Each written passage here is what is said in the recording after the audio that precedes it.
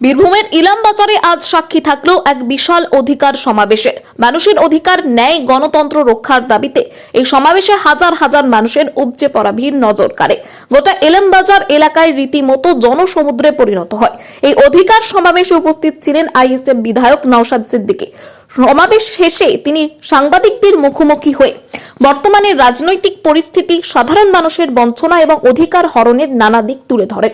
সাংবাদিকদের প্রশ্নের উত্তরে নওশাদ সিদ্দিকী বলেন, 2026 সালের বিধানসভা নির্বাচনে যদি বাম, কংগ্রেস ও আইএসএফ ঐক্যবদ্ধভাবে জোট বেঁধে লড়াই করে, তাহলে তৃণমূল কংগ্রেস এবং বিজেপিকে পরাজিত করা অনেকটাই সহজ হবে।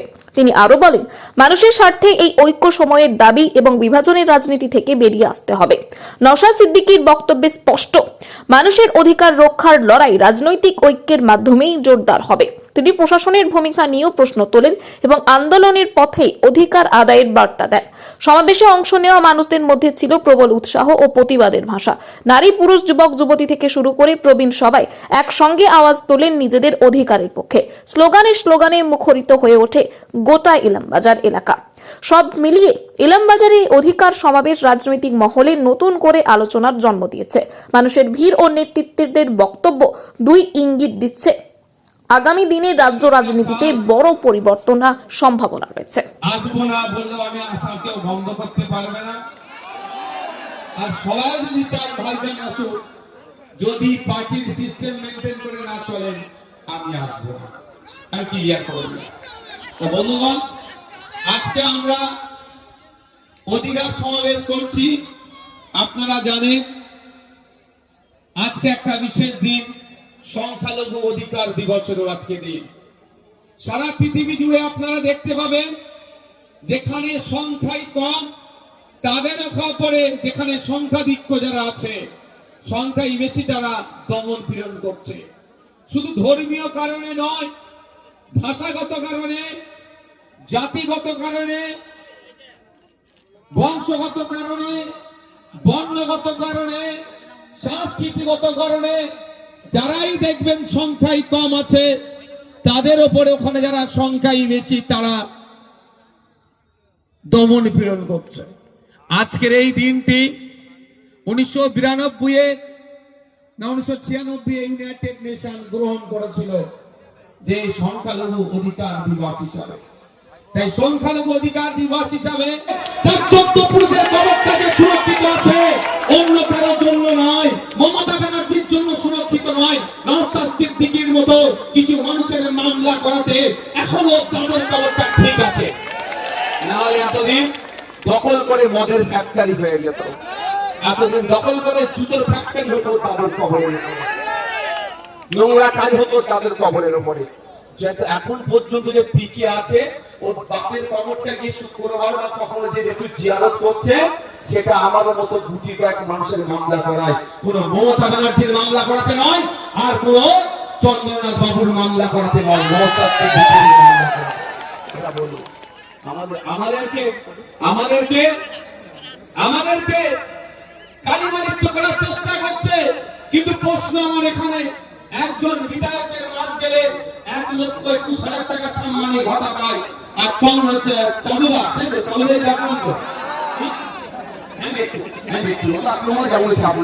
চন্দ্রনাথ সিনহা মহাশয়, উনি মন্ত্রীর মাস গেলে উনি 1.5 লাখ টাকা পায় প্রায়।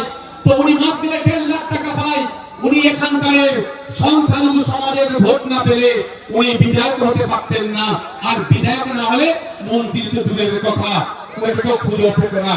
তাহলে যখন সংখ্যালঘু সমাজের মসজিদের কথা চিন্তা করে, মাদ্রাসার কথা চিন্তা করে, কবরস্থানের কথা চিন্তা করে, ঈদগার কথা চিন্তা করে, চন্দ্রনাথ বাবুর কাজ ছিল কেউ মামলা করুক আর নাই করুক, বোলপুরে সংখ্যালঘু মুসলমানরা ভোট দিয়ে তাকে আইনসভায় পাঠিয়েছে। ভোট দিয়ে আইনসভায় পাঠানোর জন্য মাস গেলে 1.5 লাখ টাকা তিনি পাচ্ছেন।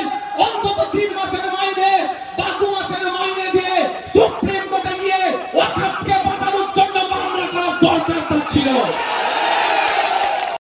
হ্যাঁ, তবে আমি আপনাদের কাছে একটা অনুরোধ করব, আপনাদের কাছে।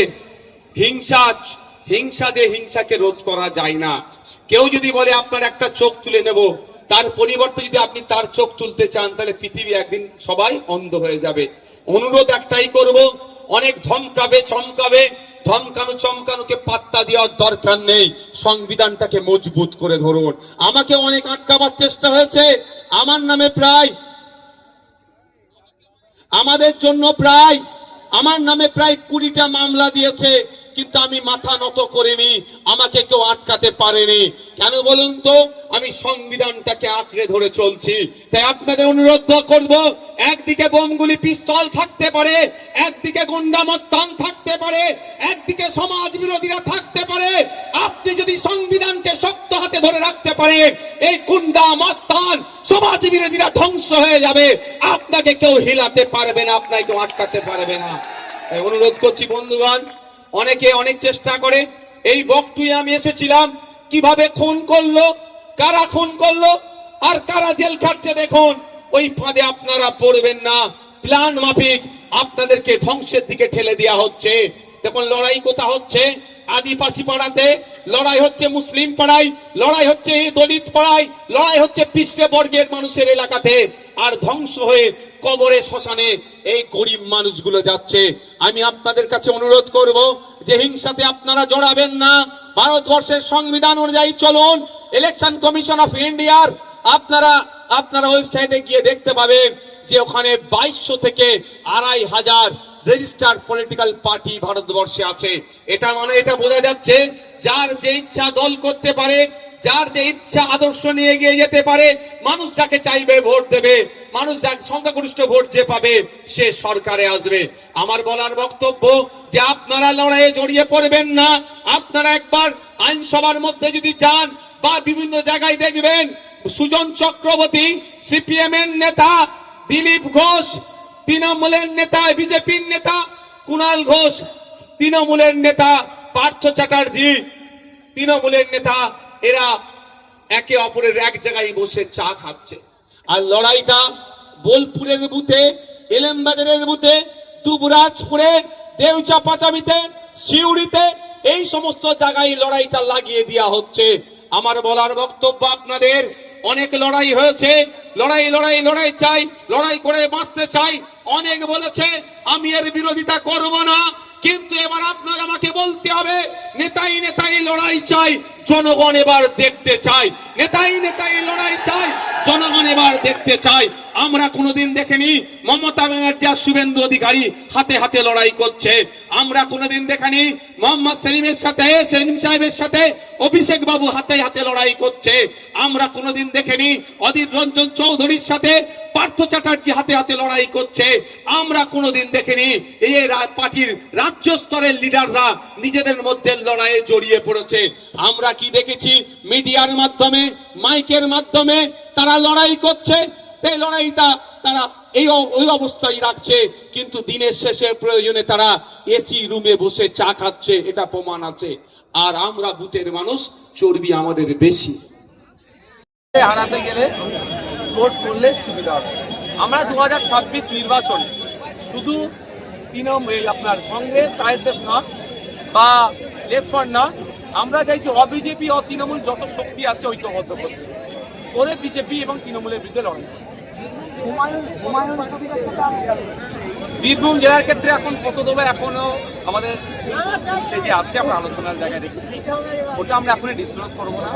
তবে আমরা সিপিএম বামেদের সাথে আলোচনায় পৌঁছেছি, আমরা সেখানে তাদেরকে জানিয়েছি আমাদের কোথায় টার্গেট আছে বীরভূম জেলায়। তবে আমরা প্রার্থী দিচ্ছি, জোট হলে সংখ্যা আমরা কমবে, প্রার্থী যদি একাই বাই চান্স লড়াই করতে হয় তাহলে বাড়বে। তবে আমি আশা করবো যে আমরা জোটে লড়াই। হুমায়ুন কবিরের সাথে কোনো রূপ আলোচনা হলো?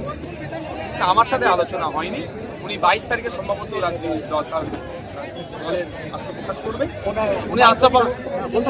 উনি আত্মপ্রকাশ করার পরে ওনার দলের এমস অবজেক্ট আমরা দেখব, উনি কি কি বিষয় নিয়ে কাজ করতে চাইছেন।